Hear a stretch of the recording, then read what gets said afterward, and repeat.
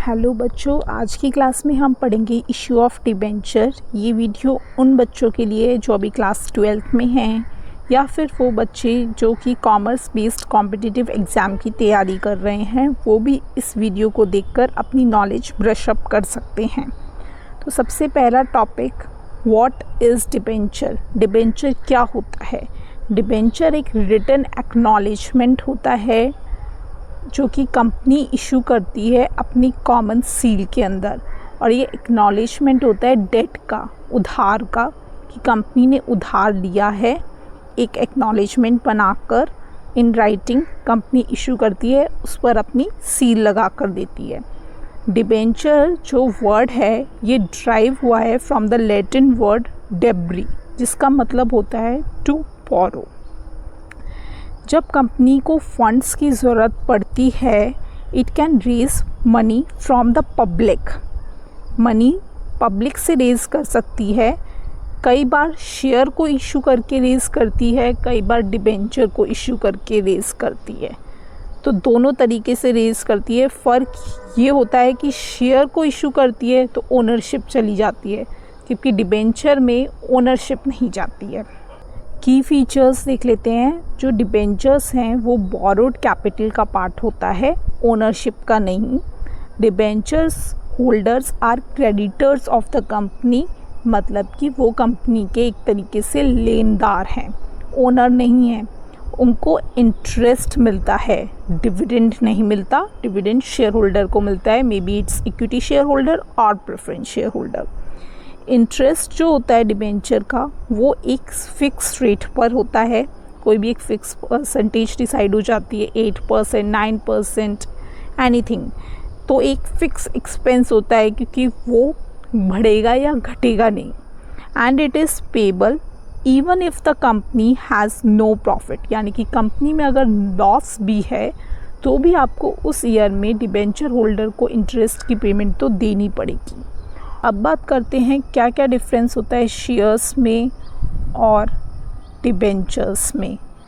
तो सबसे पहले ओनरशिप के बेसिस पे देखें तो शेयर्स जो होते हैं उसमें जो शेयर होल्डर होते हैं वो ओनर्स ऑफ द कंपनी होते हैं, उनके पास ओनरशिप राइट होता है। जबकि डिबेंचर होल्डर्स क्रेडिटर्स होते हैं, उनके पास कंपनी के डेट्स होते हैं, इसलिए उनको क्रेडिटर्स बोलते हैं। शेयर होल्डर को डिविडेंड देती है कंपनी, जो कि वेरिएबल होता है और डिपेंड करता है कि कंपनी का प्रॉफिट कितना है। जबकि डिबेंचर होल्डर को इंटरेस्ट मिलता है फिक्स रेट पर और कंपलसरी होता है, कंपनी को देना ही पड़ता है। शेयर होल्डर्स को ड्यूरिंग द बिज़नेस लाइफ, जब तक बिज़नेस चल रहा है कंपनी में, कंपनी चल रही है, उनको रीपेमेंट करने की ज़रूरत नहीं होती, लेकिन डिबेंचर्स को एक टाइम के बाद रीपे करना पड़ता है। शेयर होल्डर्स के पास वोटिंग राइट होता है, जबकि डिबेंचर होल्डर के पास कोई भी वोटिंग राइट नहीं होता।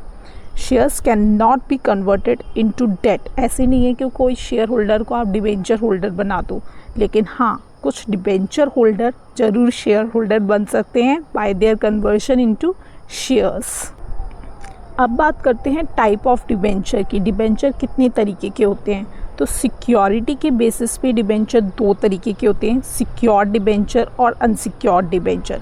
जो सिक्योर्ड डिबेंचर होते हैं वो बैक्ड होते हैं by a charge on company's asset, मतलब कि अगर कंपनी कुछ भी हो जाता है, कंपनी इंसॉल्वेंट हो जाती है, तो उनके पास एक चार्ज होता है ऑन द कंपनीज असेट, वो उस असेट को बेच के अपना पैसा रिकवर कर सकते हैं। जबकि अनसिक्योर्ड डिबेंचर के पास ऐसा कोई चार्ज नहीं होता, रिस्की होते हैं ये। अगर कंपनी इंसॉल्वेंट हो जाती है तो ऐसा हो सकता है कि इनका पैसा इनको मिले ही ना।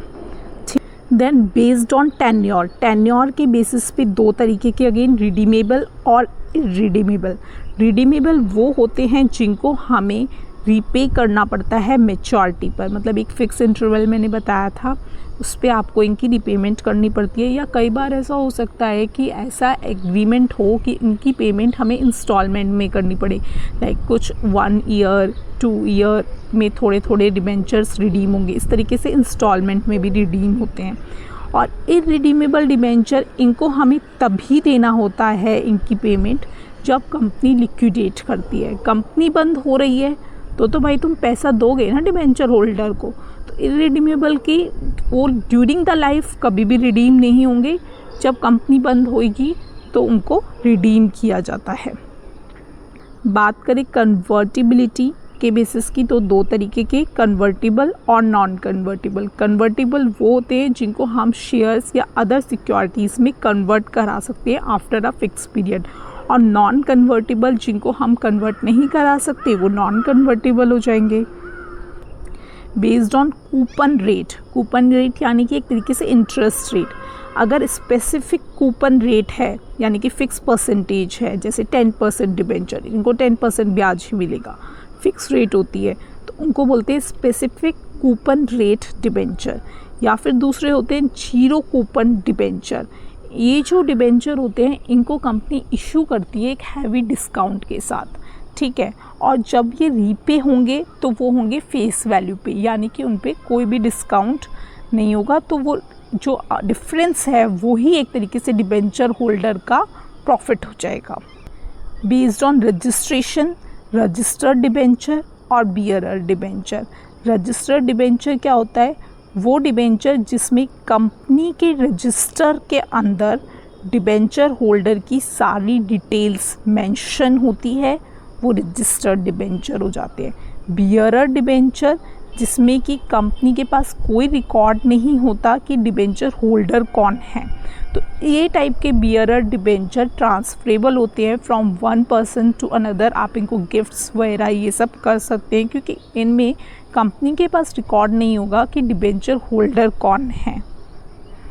अब बात करते हैं इशू ऑफ डिबेंचर। डिबेंचर किस तरीके से इशू किए जाते हैं? तो जिस तरीके से शेयर्स इशू किए जाते हैं ऐसे ही डिबेंचर को इशू किया जाता है, पार पे, प्रीमियम पे या डिस्काउंट पे। अगर पार पे होगा तो इशू प्राइस वही होगी जो फेस वैल्यू होगी, प्रीमियम पे होगा तो इशू प्राइस ज़्यादा होगी और फेस वैल्यू कम होगी, तभी कंपनी को प्रीमियम मिलेगा, और डिस्काउंट पे इशू प्राइस कम होगी और फेस वैल्यू ज़्यादा होगी।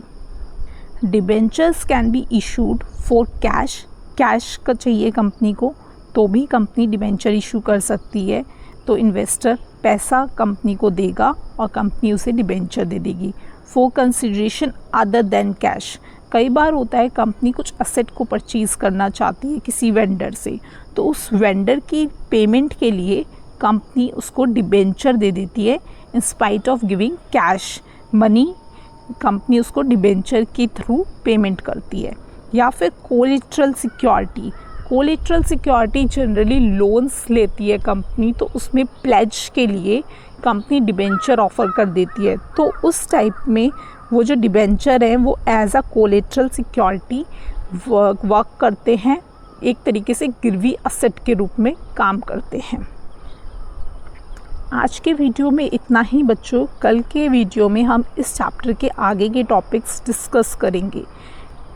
अगर आपको इन वीडियोस का PDF चाहिए तो आप मुझे कमेंट में PDF लिख सकते हैं, मैं आपको लिंक फॉरवर्ड कर दूँगी।